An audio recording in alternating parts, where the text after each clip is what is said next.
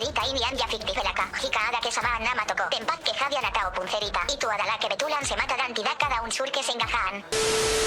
Ben Bland menulis di Nikkei Asia pandangannya soal dinasti politik Jokowi hari-hari ini.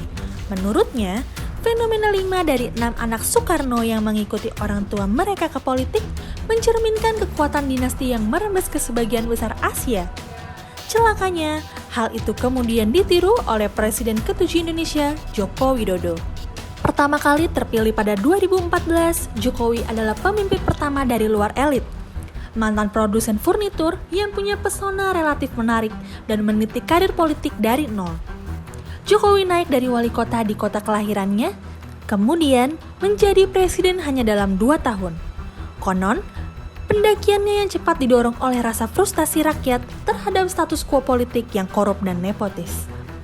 Dalam autobiografinya, pria berusia 59 tahun itu membuat orang-orang memuji anaknya, seorang putri dan 2 putra, karena membangun bisnis kecil mereka sendiri tanpa meminta bantuannya.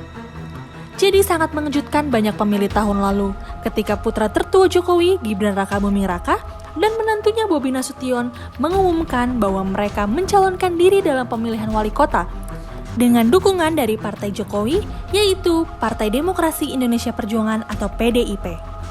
Gibran memenangkan posisi wali kota Solo, sementara Bobi memenangkan posisi wali kota Medan.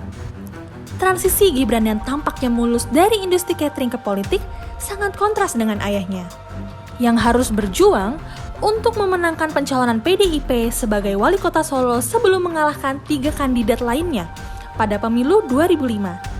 Keterampilan kepemimpinan Jokowi dan hubungannya yang luar biasa dengan para pemilih ditempa dalam api pemilihan yang kompetitif.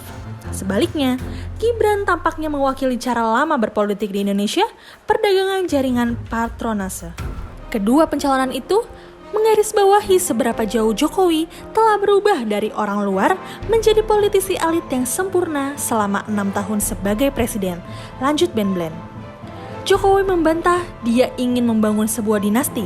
Akan tetapi, memiliki putra dan menantunya yang aktif dalam politik akan meningkatkan pengaruh jangka panjangnya, seiring ia bersiap untuk mundur pada akhir masa jabatan keduanya pada 2024. Lebih penting lagi, ambisi keluarga Jokowi telah menarik perhatian pada kekuatan abadi dinasti politik di Indonesia.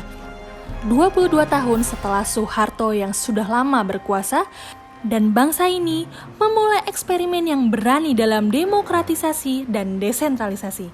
Keadaan yang mengkhawatirkan ini merupakan bukti ketahanan elit politik dan bisnis Indonesia yang telah belajar bagaimana merebut kekuasaan dalam sistem demokrasi yang sangat terdesentralisasi. Ini juga akibat dari kelemahan struktural dalam politik Indonesia. Memilih keturunan dari keluarga terkenal adalah cara mudah untuk menarik perhatian pemilih, ketika partai memiliki sedikit hal lain untuk ditawarkan. Mahalnya biaya untuk mencalonkan diri juga menguntungkan kandidat dengan sumber pendanaan dan koneksi yang ada. Para pemilih Indonesia dibuat frustasi dengan dominasi dinasti. Dengan survei terbaru, untuk surat kabar Kompas menunjukkan 61% tidak menyukai praktik tersebut. Kebangkitan Jokowi menunjukkan bahwa perubahan mungkin terjadi di Indonesia. Namun, masuknya keluarganya ke dalam dinasti politik dan kekuatan dinasti Indonesia yang tak henti-hentinya menunjukkan batas-batas perubahan.